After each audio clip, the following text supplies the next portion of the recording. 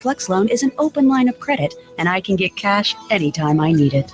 Visit one of our 24/7 locations and get the cash you need today. Advance Financial. Welcome.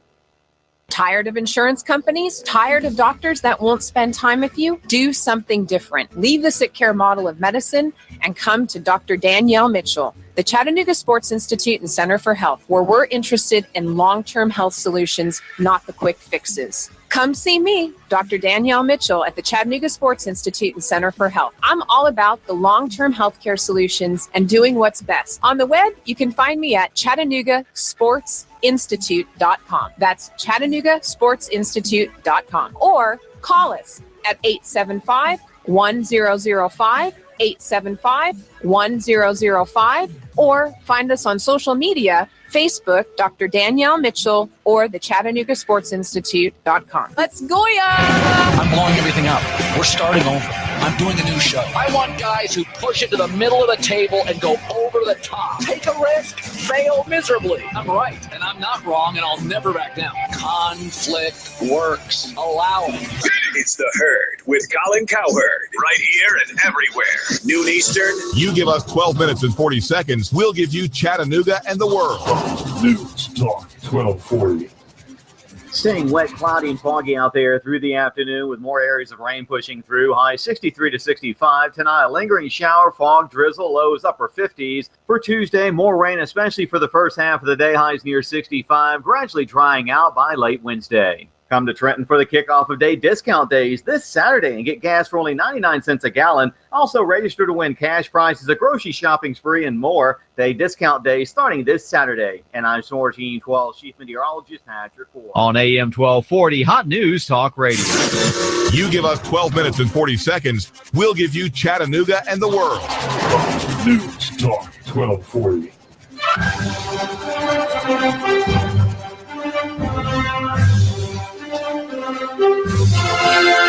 The coaching carousel continues in the SEC. One coach in, one coach out.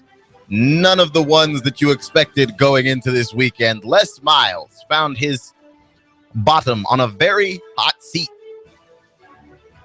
And we were talking about it on this show. And actually, I talked about it with Mr. Judd last week. Actually, we were just in the break room talking. And it was interesting because he was saying, you know, if LSU fires Les Miles, that's going to have huge ramifications for Mark Richt.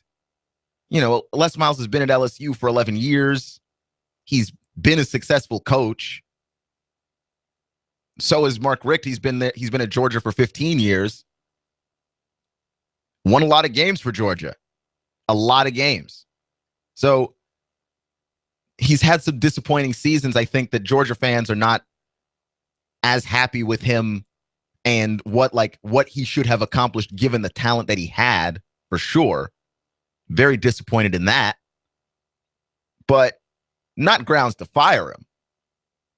You know, and I don't think that anyone would have imagined that. But Les Miles was supposed to be the first domino to fall, right? You had the boosters and the athletic director basically pushing Les Miles out the door.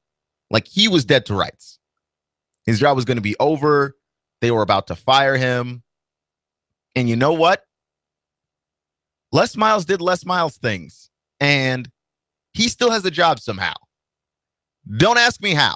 Les Miles continues to be off the field like he is on the field, made out of magic. I don't understand how this man still has a job. Not because he doesn't deserve to still have a job, but the way that people were talking about Les Miles last week, he was fired already. Like, it sounded like he was fired already. Okay, Les Miles isn't gone yet. You know, and we've got Colin Cowherd here on AM 1240 Hot News Talk Radio. He comes on before and after I do, and also later from 6 to 9 p.m. if you want to listen to the whole show. And he was talking about Les Miles about to be fired from LSU. Maybe eventually, but not this season. You had to, if you looked at the picture of the Les Miles press conference, like there was a shot of the athletic director and the boosters standing in the corner. They looked like defeated villains in a movie. Like, we can't get rid of this guy. I don't know what caused them to not be able to push Les Miles out the door, but here's the thing. You're the athletic director. You have a risky job. Your job is to find the coach that can win. If a coach starts losing, your neck is on the line, which is why Steve Sarkisian gets in trouble in USC at USC with his alcoholism. Pat Holden has to fire that guy. He has to, because the team's not winning and you're drunk. I need you gone, because you're going to get fired, and the next person to get fired is me. Dropped him like a bad habit.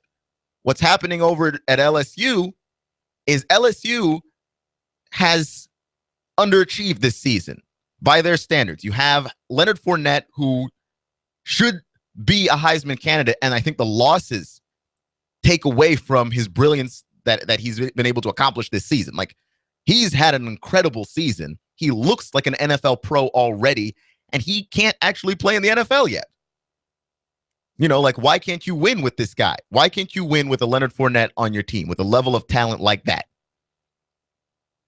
That's what people have basically asked about Les Miles, and they haven't really been in contention since losing that national title game to Alabama.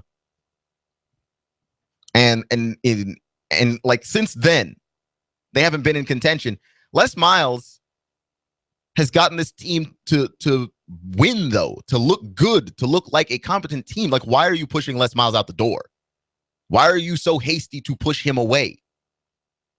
Well, the athletic director is looking at this and going, we're not winning enough, and we're not winning the games that I want us to be winning. But the public support for Les Miles is so strong.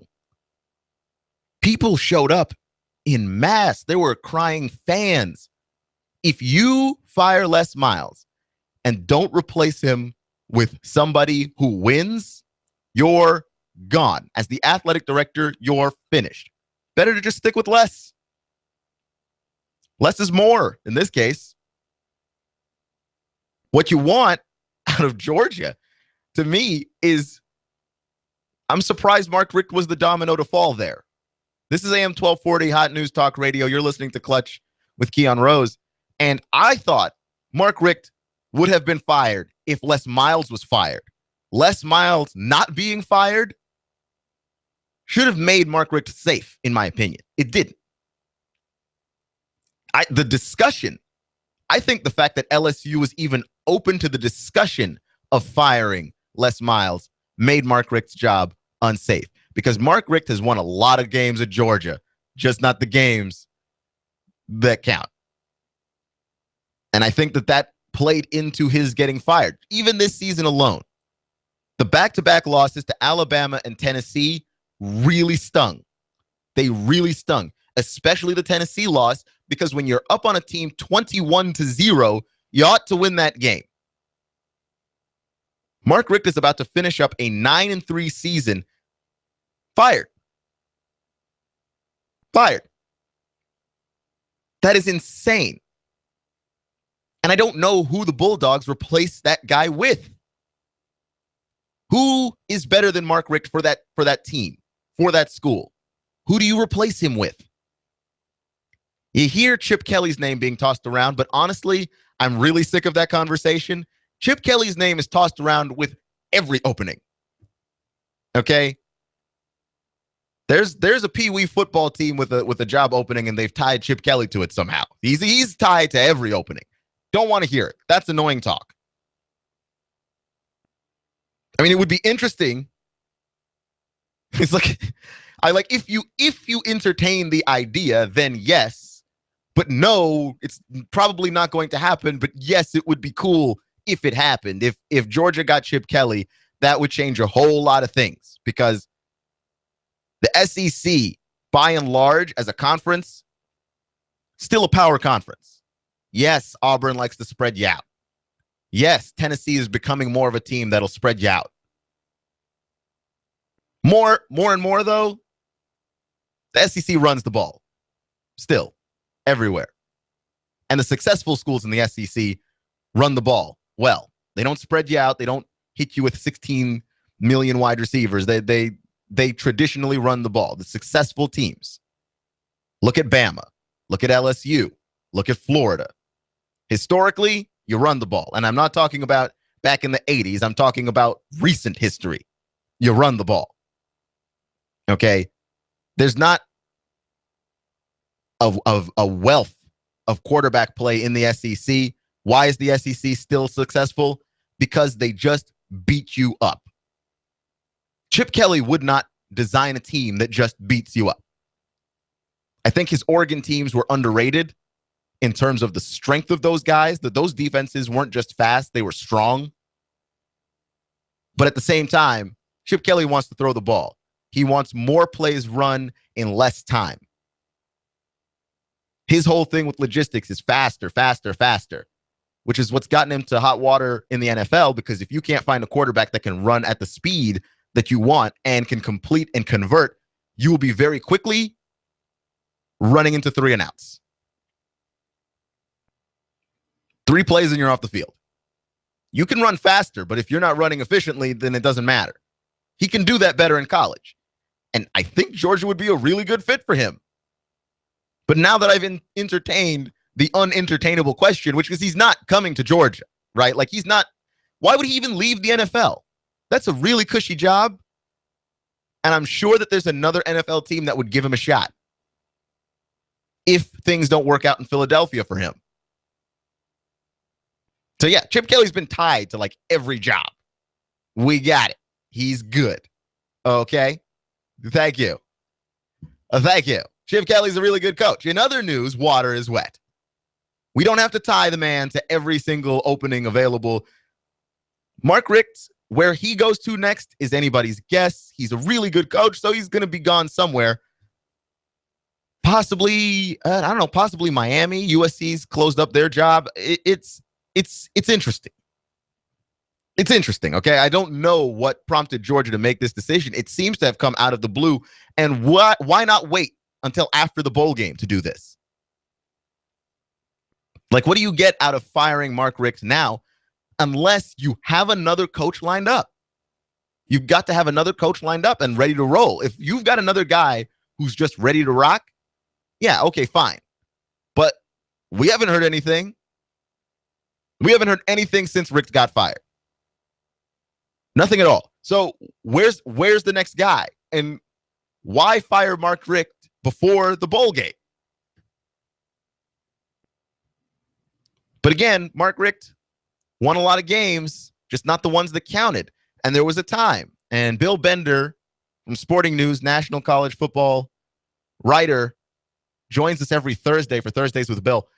Bill Bender was saying that there was a run of SEC dominance. And people's frustration with Mark Richt comes from the fact that during that time of SEC dominance, Georgia never really got their chance. Georgia never really got their opportunity to dominate also. And that was all through the Mark Richt era. The only problem with that is when you fire a coach, you better nail it with the next guy. Talking about it with Mr. Judd earlier, again, Philip Fulmer. Everybody wanted to run Fulmer out. Everybody wanted to run Fulmer out. And then we caught Lane Kiffin and realized, oh no, we've made a terrible mistake. We made a terrible mistake. Seriously, Lane Kiffin?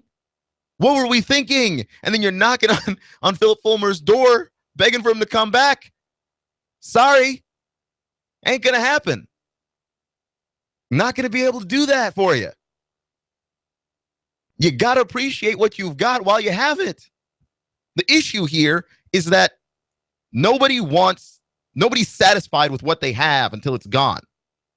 If you look at the quarterback situation everywhere, okay, at every level, okay, the most popular guy in town, if you don't have Brady, if you don't have Manning in his prime,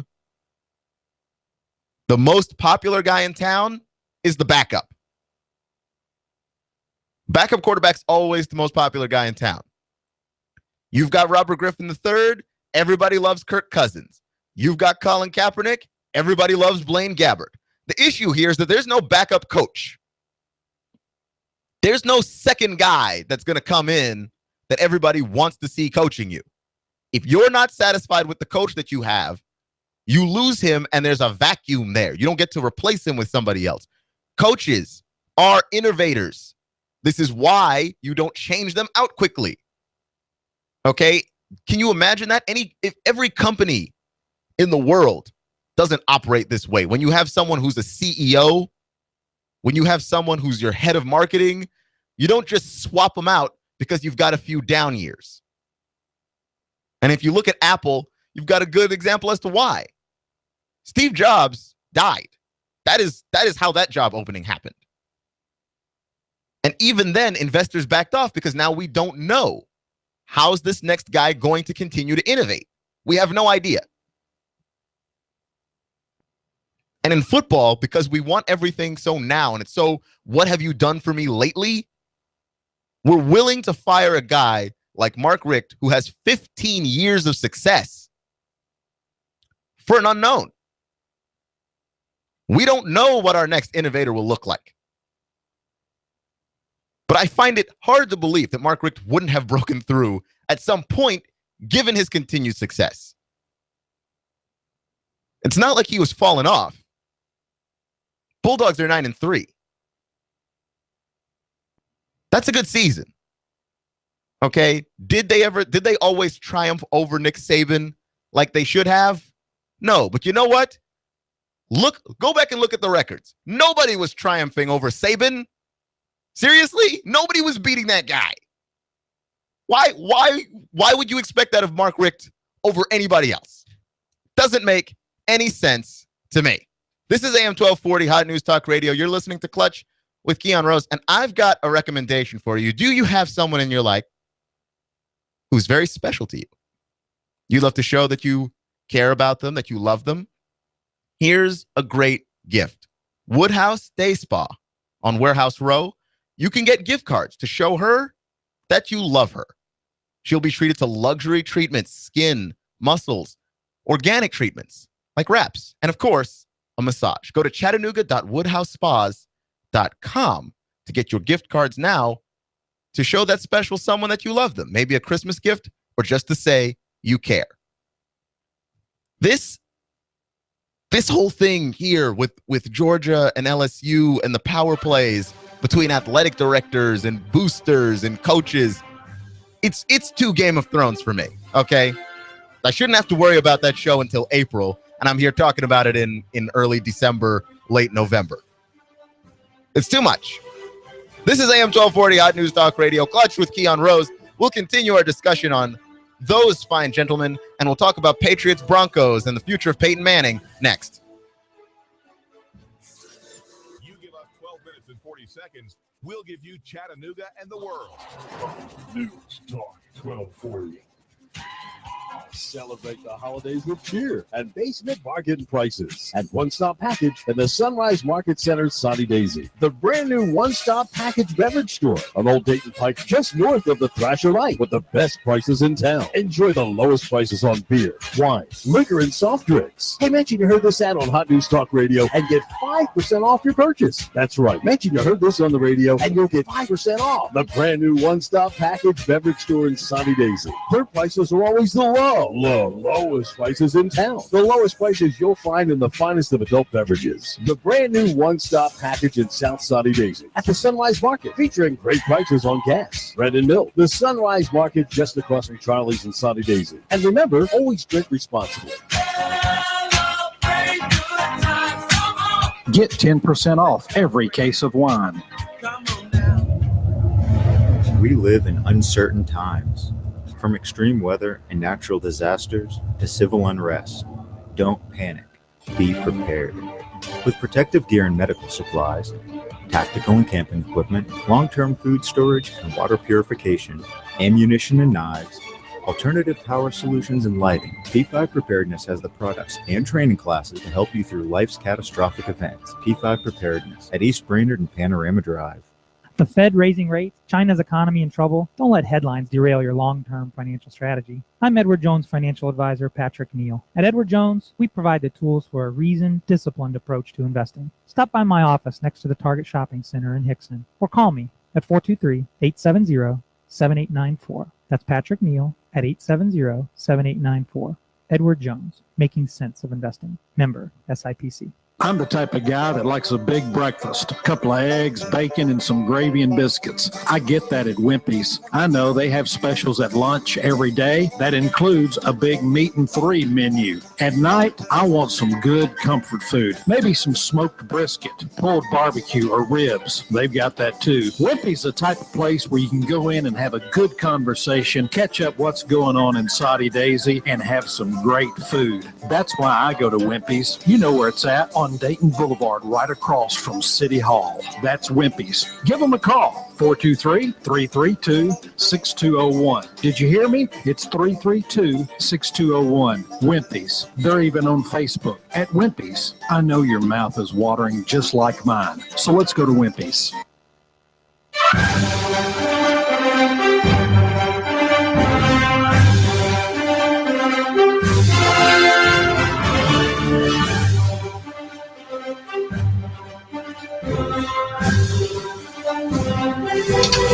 I think the really cool thing about talking about the Denver Broncos is just it's really a shameless excuse to talk about Peyton Manning, which I'm totally okay with. Like, I like talking about Peyton Manning. I know that Mr. Judd does not. Got rubbed the wrong way when Cam first came in the league with his Superman pose and his little dances. He was somewhat arrogant. Sure. And, you know, they were so-so as a football team. Right. But I think he has matured. Yes. He is unbelievably talented. I mean, the guy has got tremendous talent. People don't realize how big Cam Newton is. Coach, 2 years ago in New York, I was at an event with him. Right. He looked like a defensive end. Yeah. Oh, yeah. I mean, Okay, now we're back. Now we get to have the shameless excuse to talk about Peyton Manning. Here's the thing, too.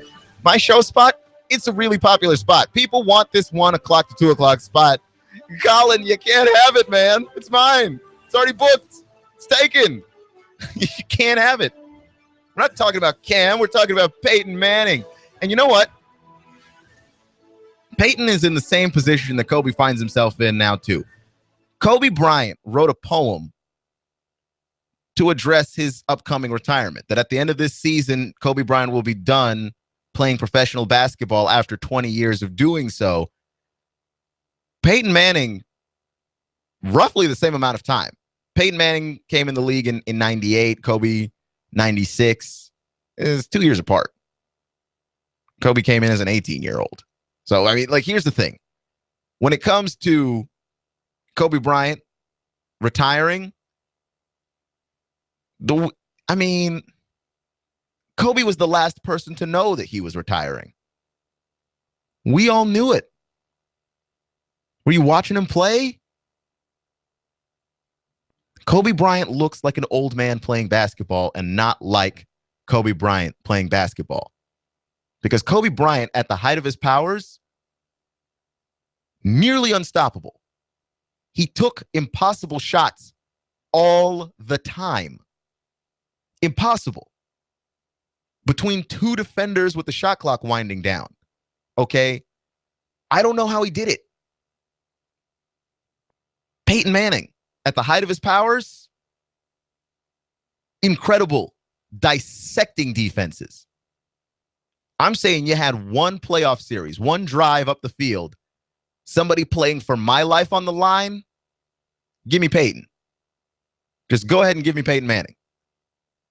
One football series to score from the 20-yard line to the end zone with my life on the line, give me Peyton.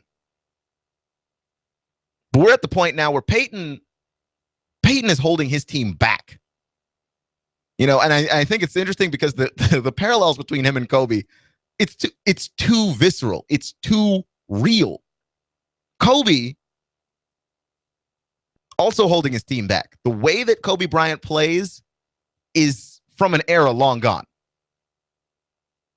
The way that Kobe plays, people don't play basketball like that anymore. And his teammates can't grow and can't develop with him playing basketball that way. Where you take a bunch of shots, you're not the most efficient player, but you're efficient enough. And then by talent and force of will, you bring your team over the top. Teams are using analytics. They're using data. They're playing with pace. They're playing with space. What Kobe Bryant does, not at a premium in today's NBA. There's not a whole lot of people that do that anymore. He's a dinosaur. Okay, and then on top of the fact that he can't jump like he used to, the jumping ability is gone. It takes away all of his weapons. I like to call Peyton Manning a chess master. Peyton Manning is a chess master. The problem is he can't throw to the sidelines anymore. And he can't throw bullets anymore like he used to. So you know what that means? Defenses force him to throw to the sideline because they know he can't do it. They force it, and he can't do it. They play much closer. They load up the box. So C.J. Anderson can't run the ball. Last night, C.J. Anderson looked like a beast with Brock Osweiler at quarterback. And do you know why? Do you know why? Because Brock Osweiler can throw the ball farther. The defense has to respect how far he can throw the ball, so they have to back up. Just plain and simple. Brock Osweiler makes C.J. Anderson a better running back. He is the future of this team and the direction that they're going, and it's interesting to see how the offense was being limited by Peyton Manning just being old. Peyton was just old, and that was limiting the offense in that game last night. Just a lot of things stood out to me with Brock Osweiler running the offense. That, yes, he didn't look effective for the first 3 quarters of the game. He was not great. But the throws that he was able to make, Peyton can't make those anymore. The control of the offense that he was able to have, Peyton can't have anymore. Peyton's the chess master that doesn't have his knights and bishops. They're gone. He's playing without his tools. And unfortunately, the team suffers. The team suffers. And I feel bad like watching Peyton Manning just kind of walk up and down the sideline. But I always say this about legends. They have the right to keep playing until they can't. They just do. They've earned it. And there's going to be an opportunity. There's going to be a time in their lives where they're not even going to be able to step out onto that field. Like, it's just not going to be there for them. You've got to take advantage of it while you can still even do it, even if you're only doing it badly. If someone's willing to allow you to try.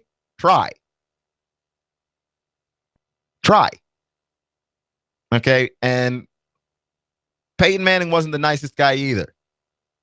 We can't pretend, okay, that's the way that was. When we start to get to the end of Peyton's career, when Peyton is going to actually admit that he's retiring. Because he has yet to admit it. Okay? He's retiring.